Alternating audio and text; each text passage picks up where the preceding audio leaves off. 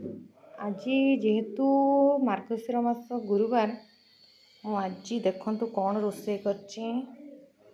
Tomato rice तापरे डालमा डालमा डालमा रे देखंतु अमृतभंडा खबड़ सब पड़ी डालमा तापरे बैगणी छांची साग किछि चटपटा पे लेंबू लंका लुण देखंतु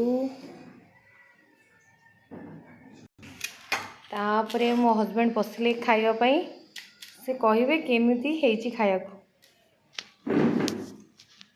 कहबो केमिति हेची खाया। वाह very tasty खाया बढ़िया।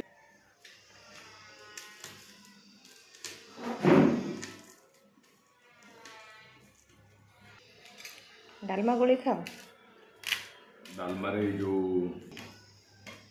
स्वादिष्ट आउरी बढ़े देछि। वाह बेसिकली सु बारे सागटा प्रसिद्ध बैगणी खाओ मोर फेवरेट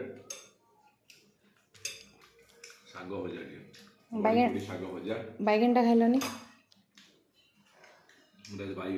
बैगण तैयारी बारी बैगण बहुत स्वादिष्ट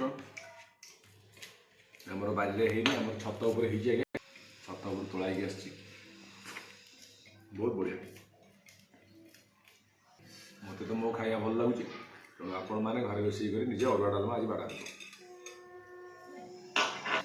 आपण घर आज सब कौन रोषे होती दयाकोरी मते कमेंट्स रे जणेबे। रहिली नमस्कार जय जगन्नाथ।